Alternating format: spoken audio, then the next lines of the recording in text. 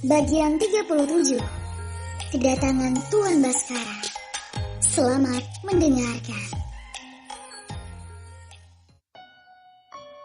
Saat ini sudah tidak ada jalan lain untuk Leonard selain kembali ke rumah utama. Ia kini tengah bergegas menuju kamarnya karena pakaiannya masih berada di sana dan belum sempat dipindahkan seluruhnya oleh Kinar. Setelah mengenakan pakaiannya, Leon berjalan pelan masuk ke dalam kamar dan mendapati gadis itu sudah mengenakan piyama tipis. Di sana gadis itu hanya terpaku memandang sang suami yang telah rapi dengan pakaiannya. "Mas mau kemana?" mengusap kepala Kinar. "Aku ada urusan mendadak sayang." "Di jam 1 dini hari?" Leon mengangguk. Ia mencondongkan tubuhnya mengecup kening sang istri. "Aku mencintaimu Kinar. Kau harus percaya itu ya." Kata-kata itu tiba-tiba saja keluar dari bibirnya. "Cinta, kau tidak akan pergi jauh kan?" "Aku pasti akan secepatnya kembali. Percaya kepada aku sayang." "Mas Tara." Kinar memeluk pinggang suaminya. "Mas sebenarnya mau kemana sih? Apa tidak bisa menunggu besok dan tidur di sebelahku? Aku tidak akan bisa tidur tanpa kau di sisiku, cinta. Dan lagi pula, Mas bilang ingin mengatakan yang sejujurnya. Mas bilang Mas sudah membohongiku. Maka jelaskan sekarang." Kinar merengek. Pelukannya benar-benar erat memegangi pinggang sang suami, membuat Leon sedikit kesusahan dan berat untuk meninggalkannya. Sementara ponselnya terus saja berdering. Ia tahu itu dari Ivan. "Sayang, aku sudah tidak ada waktu lagi. Aku janji, aku akan segera kembali dan menjelaskan semuanya. Maafkan aku sayang." "Iya, tapi Mas Tara mau kemana?" "Pulang ke rumahku sayang." "Rumahmu?" Leon mengangguk. "Nanti akan kujelaskan lagi. Maaf, aku harus bergegas." Melepaskan perlahan tangan Kinar yang masih melingkar itu, membuat mata Kinar melebar. Sebelum itu Leon sempatkan untuk memberinya kecupan di bibir sang istri terlebih dulu. "Maafkan aku sayang," ucapnya sesaat, lalu keluar dari kamar itu dengan langkah sedikit berlari, meninggalkan Kinar yang masih mematung. "Mas Tara." Kinar berjalan menggunakan lututnya menuju pojok ranjang, menyibak gorden yang sedikit menutupi jendela kecil. Menunggu sesaat hingga pria itu keluar dari rumahnya dengan langkah yang langsung berlari keluarga. "Kau sangat misterius, Mas. Siapa kau sebenarnya? Apa yang kau lakukan di luar selama ini? Dan siapa orang yang selalu menelponmu itu, Mas?" Mengusap lengannya sendiri lalu memeluk lututnya. "Siapapun dirimu, semoga cintamu itu sungguhan untukku, Mas Tara. Aku akan memegang janjimu dan menanti kau kembali." Kirana menitikan air mata. Di malam hampir yang menjelang pagi itu ditemani suara serangga-serangga malam yang tak henti-hentinya memunculkan bebunyian masing-masing. Sebagai nyanyian alam penghalau senyapnya malam hari, Kinar masih terjaga. Menunggu ponselnya berdering dan berharap sang suami menelponnya hanya sekedar mengucapkan selamat malam yang tak sempat ia ucapkan tadi. Tidak Kinar, kau harus percaya suamimu. Dia pasti akan kembali. Menguatkan diri sendiri dan berusaha untuk memejamkan matanya. Sangat berharap sekali suaminya akan memberikannya kejutan seperti tadi, yang tiba-tiba pulang, padahal ia sudah izin untuk tidak pulang. Sementara itu di sebuah hunian mewah yang terletak di kawasan elit, dengan pagar yang tinggi menjulang, sebuah mobil berjenis Mercedes mulai memasuki halaman yang cukup luas. Sebelum tiba pada pelataran yang dimana ada beberapa pelayan pria, termasuk Pak Rudi yang sudah menanti di sana. Tuan Zulfi keluar dari kursi samping supir lalu dengan sigap membukakan pintu mobil untuk Tuan Besar Baskara Dewantara. Dengan sangat hati-hati, beliau mulai keluar dari dalam mobil tersebut. Tubuhnya yang menua membuatnya kesulitan untuk berjalan dengan cepat. Dengan sangat hormat, Pak Rudi yang sudah ada di sana lantas membungkuk. "Selamat pagi Tuan Besar. Bagaimana kondisi Anda Tuan?" Baik." Ia pun langsung melangkahkan kakinya melewati Pak Rudi yang masih membungkuk di hadapannya. Sementara itu sebuah mobil lain kembali masuk, membuat Tuan Baskara menghentikan langkahnya dan menoleh ke belakang. Di mana Ivan langsung saja keluar dan membukakan pintu mobilnya untuk tuan muda. Leon sudah kembali menggunakan jas lengkap, karena sebelumnya mereka sempatkan mampir ke toilet umum guna mengganti pakaian Leon. Ayah? Ia segera melewati Pak Rudi yang turut mengucapkan selamat datang padanya.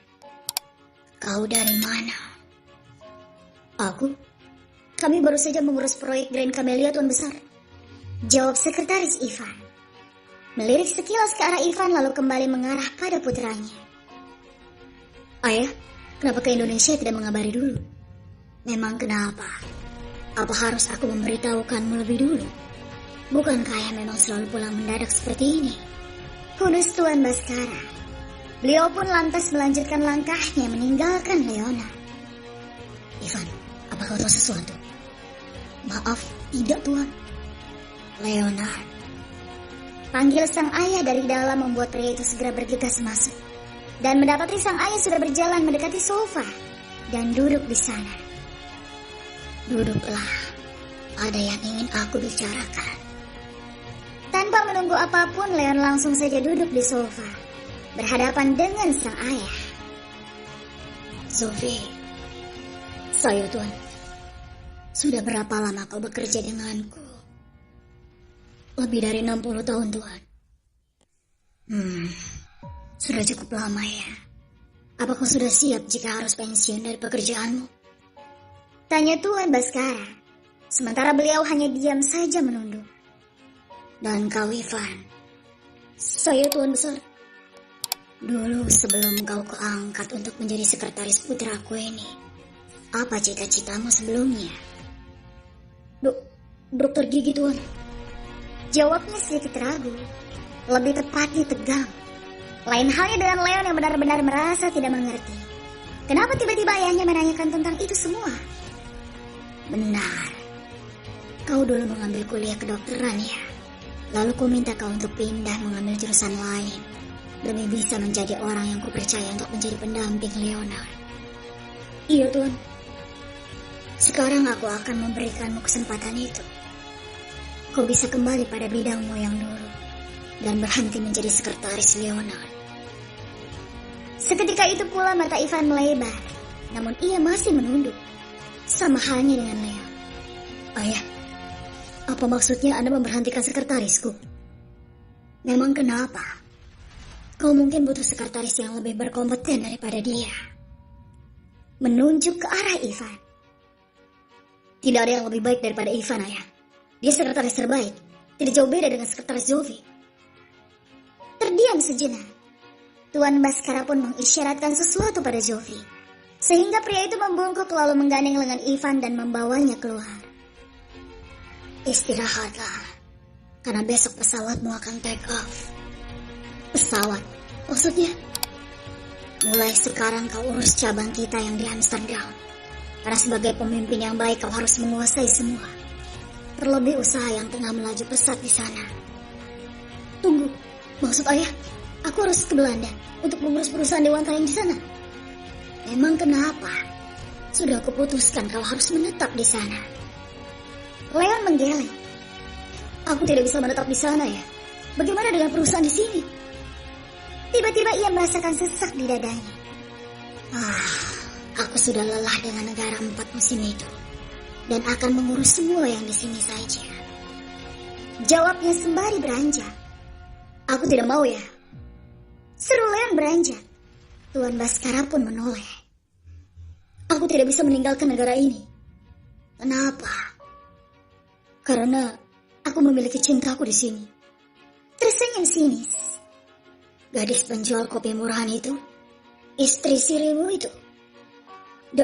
Dari mana ayah tahu? Tidak perlu kau tahu dari mananya. Karena ayah tidak ingin ada hama di tanamanku yang sudah susah payah kupupuk dengan baik. Jadi kau tidak bisa menolak keinginanku itu. Dan bersiaplah untuk keberangkatanmu besok. Lalu lupakanlah gadis itu. Tidak ya. Aku tidak bisa meninggalkannya. Kumohon. Aku sudah mengikuti kemauanmu selama ini, ayah. Dan sekarang, Tidak bisakah aku memilih pasanganku sendiri? Apa pernah aku menarik setiap peraturan yang kubuat dan mentolerir para pelanggarnya? Tolonglah ayah, izinkan aku bersamanya. Aku mencintainya. Mata Leon sudah mulai basah. Ia bahkan sudah menelungkupkan kedua tangannya. Walaupun kau harus mengorbankan Ivan dan ayahnya. Apa? Kedua orang itu akan kuberhentikan secara tidak hormat, tanpa pesangon atau surat pengalaman kerja di sini. Dan kau tahu konsekuensinya kan? Jika Ivan keluar dengan tidak hormat dari sini, dia tidak akan bisa bekerja dimanapun lagi. Ucapan itu seketika membuat Leon lemas, sehingga tubuhnya kembali terhempas duduk di sofa. Sementara sang ayah sudah berjalan dengan Parudi yang tergopoh-gopoh mengejar Tuan Baskara, guna mengikuti langkahnya di belakang. Bagian 38. Surat untuk istriku. Selamat mendengarkan. Sementara di luar, tepatnya di sebuah halaman yang jauh dari ruang tamu itu, Sekretaris Joffrey sudah menampar keras pipi putranya. "Apa saja kerjamu, ha?" seru sang ayah. Ivan pun hanya menunduk saja, tidak bisa menjawab apapun. "Bisa-bisanya kau diam saja saat tuan muda melakukan nikah siri?" Hingga 3 kali tamparan keras itu mendarat secara bertubi-tubi di pipi Sekretaris Ivan. Tidak berguna, tidak berguna. Kau pikir mudah berada pada posisimu, ha? Memekik dengan sangat keras di hadapan Ivan. "Kau tahu, di luar sana ada ribuan orang menginginkan posisimu, buruk. Dan kau malah melakukan kesalahan sefatal ini." Mendorong tubuh sang putra yang sama sekali tak bergeming itu. Maaf. Tidak usah menjawab apapun. Kau sudah gagal, Ivan. Kau sudah mengecewakanku. Joffrey terlihat sangat kesal. Wajah garangnya itu lebih mengerikan daripada marahnya Ivan pada bawahannya. "Kau tahu, selama puluhan tahun aku menjaga nama baikku. Lalu apa? Dengan mudahnya kau coret catatan rapiku dengan kebodohanmu itu. Aku tidak tahu lagi nasib kita setelah ini. Berdoalah agar Tuan Baskara mengampuni kesalahanmu, Ivan." Ia pun melenggang pergi meninggalkan Ivan yang masih tertunduk di sana, dan perlahan mulai mengangkat kepalanya. Sudah lebih dari 1 tahun aku tak bertemu denganmu, ayah. Kenapa pertemuan yang kurindukan malah seperti ini? Sembari terkekeh sesak dengan mata yang mulai mengembung. Ia pun mengusap bibirnya yang sedikit mengeluarkan darah akibat tamparan keras tadi. "Tapi syukurlah, kau baik-baik saja." Sekretaris Ivan pun mendapatkan pesan dari Leon agar dia datang ke kamarnya guna mengambil sesuatu di sana. Ivan mengusap wajahnya sejenak, menarik nafas panjang lalu mengembuskannya, dan berusaha membuang kesedihannya akibat makian sang ayah tadi. Mentari pagi yang mulai menyumbul seperti tengah menyimbolkan suatu undangan keceriaan untuknya, agar mampu menjadikan awalan hari ini menjadi suatu kenikmatan hidup dalam keluguan dan kesederhanaan. Setelah berkelana dalam dunia mimpi yang entah apa, kini perlahan tubuhnya mulai menggeliat, terasa pegal dan sedikit lelah. Kinar baru saja terjaga. Dengan kepala yang sedikit berat akibat kurang tidur, ia pun segera meraba meja meraih ponselnya, berharap paling tidak ada pesan singkat di sana. Namun nyatanya sama sekali tak ada satu pesan singkat pun yang masuk ke ponselnya. Hingga sebuah ketukan pintu terdengar.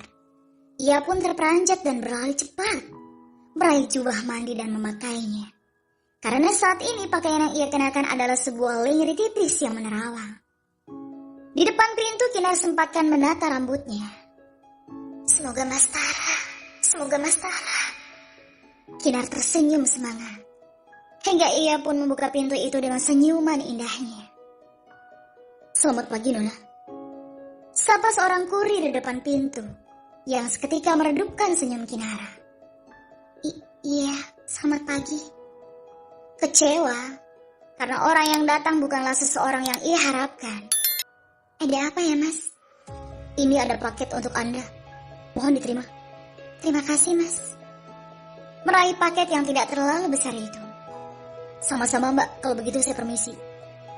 Pria itu lantas melenggang pergi, sementara Kinar langsung melangkah masuk dan kembali menutup pintu itu. Kini dia sudah duduk di sofa ruang tamu dan melihat satu catatan kecil di luar. Untuk kesayanganku. Kinar membacanya dan tersenyum tipis. Ia pun membuka paket itu segera dan mendapati sebuah telepon genggam model terbaru, sangat cantik dengan warna gold yang elegan. Dan pasti harganya bisa mencapai lebih dari puluhan juta. Kinar terbelalak kalau melihat ponsel yang menurutnya mahal itu. Namun sepertinya perhatiannya teralihkan dengan adanya sepucuk surat di dalamnya. Ia pun meletakkan ponsel baru tersebut dan meraih kertas di sana. Lalu membacanya. Kesayanganku Kinara, kau pasti terkejut ya? Aku menepati janjiku untuk membelikanmu ponsel kan? Sampai sini Kinar sudah menitikkan air matanya. Jika saja Mas Tara ada di sana, mungkin ia akan memeluknya sambil mencium pipinya. Aku tidak butuh ponsel ini. Aku butuhnya kau cinta. Kinar mengusap air matanya, lalu melanjutkan membaca surat dari Tara. Sebenarnya aku sudah menyiapkan dan akan aku berikan langsung padamu pagi ini. Namun aku malah justru pergi meninggalkanmu. Sayang, kau tahu, saat kau tengah membaca surat ini, mungkin aku tengah melakukan perjalanan yang jauh. Perjalanan jauh? Apa Mas Tara pulang kampung? Dia pernah bilang kampungnya di luar Jawa. Kinar masih saja berpikir positif akan suaminya. Kemudian ia kembali membaca surat itu. Kuharap kau bisa menjaga dirimu baik-baik saat aku tidak ada. Dan menjaga hatimu hanya untukku. Karena aku akan melakukan hal yang sama. Maaf, aku harus pergi secara mendadak Kinar. Walaupun aku tidak mau. Harapanku tetaplah menjadi lenteraku di tengah malam yang gelap. Dengan senyumanmu itu. Tetaplah jadi selimut yang menghangatkan di tengah bekunya hatiku. Percayalah akan satu hal sayang. Semua hanya perkara waktu yang membuat kita jauh. Namun kau perlu tahu bahwa ada cinta yang akan membawaku kembali padamu. Ataupun sebaliknya. Aku mencintaimu Kinaraku. Ucapan sayang dariku untukmu. Suamimu, Mas Tara, yang akan selalu merindukanmu. Hanya sebatas itu Leon menulisnya. Kinar pun menutup mulutnya dengan satu tangan. Sementara tubuhnya bergetar akibat tangisnya. Mas Tara. Tangis yang semakin pecah sembari memeluk surat itu. Akibat guratan pena Mas Tara, yang justru membuatnya semakin merindu. Ia tidak tahu apa yang sebenarnya terjadi pada suaminya. Namun ia hanya menitip pesan pada Sang Maha Pencipta, agar menjaga sang suami dimanapun dia berada. Dan menitipkan cintanya, agar tetap terpatri dengan hatinya. Aku akan menunggumu Mas, akan selalu menunggumu kembali. Sementara di sisi lain tengah ada seorang pria dengan mantel jas yang ia kenakan melekat dengan sempurna di tubuhnya. Sedang menatap keluar jendela pesawat jet pribadinya. Satu tangan yang bertopang pada pegangan kursi tengah terkepal. Menutup mulutnya hingga sekelebat bayangan Kinar yang tengah tersenyum, membuatnya menitikkan air mata. Membuat satu tangannya yang lain meremas baju di bagian dadanya, sebab sesak teramat di bagian itu. Dan Ivan yang berada tidak jauh hanya bisa diam saja, lalu menoleh ke arah jendela di sampingnya. Karena dulu itulah yang ia rasakan saat bersama Dayu. Harus merelakan cinta demi karir yang sudah digariskan oleh ayahnya. Bahkan ia tidak tahu bagaimana nasib Dayu saat ini, yang sudah dia tinggalkan begitu saja, tanpa ucapan putus, sebagai tanda perpisahan 7 tahun yang lalu. Bersambung.